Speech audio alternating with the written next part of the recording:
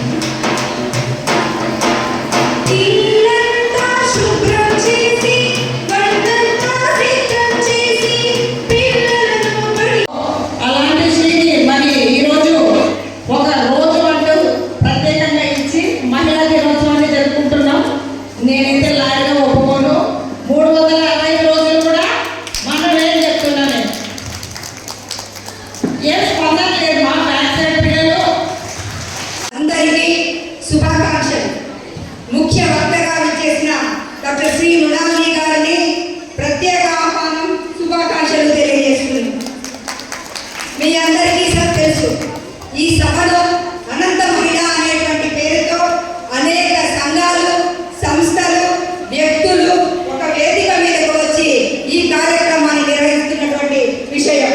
మీ అందరి తరఫున, మా అందరి తరఫున మీ అందరికీ మరొకసారి అంతర్జాతీయ మహిళా దినోత్సవకు శుభాకాంక్షలు తెలియజేస్తున్నాను. ఈ సభ బాగా జరగడానికి సహకరించిన, సహాయపడినటువంటి అందరికీ కూడా మా ధన్యవాదాలు తెలియజేస్తున్నాం. అంతర్జాతీయ మహిళా దినోత్సవం అనేటువంటిది నిజంగానే ఒక అంతర్జాతీయమైనటువంటి ఒక విషయం. దాని వెనకాల అనేక పెద్ద చరిత్ర ఉంది. ఆ చరిత్రలో మహిళల పోరాటాలు ఉన్నాయి, మహిళల హక్కులు ఉన్నాయి, మహిళలు సాధించుకున్న విజయాలు ఉన్నాయి. మొట్టమొదట మనకు ఓటు హక్కుగా 1910లో మనకు వచ్చినటువంటి దానికోసం చేసినటువంటి పోరాటంలో దాదాపు 146 మంది మహిళలు తుపాకుల గుట్టాలకి బలైనటువంటి రోజు ఈ మార్చి 8. ఈ మార్చి 8ని పురస్కరించుకొని క్లారా జెట్కిన్ అనేటువంటి ఆవిడ అంతర్జాతీయ మహిళా దినోత్సవాన్ని ప్రతిపాదిస్తే అనేక దేశాల్లో ఈ అంతర్జాతీయ మహిళా దినోత్సవం అక్కడక్కడ జరుగుతూ వచ్చింది. కానీ 1977వ సంవత్సరంలో ఐక్యరాజ్య సమితి అంతర్జాతీయంగా అన్ని దేశాల్లో కూడా అంతర్జాతీయ మహిళా దినోత్సవాన్ని జరుపుకోవాలి. దానికి కారణం మహిళలు ముందుకుంటే తప్ప ఏ సమాజం కూడా ముందుకు రాదు. కాబట్టి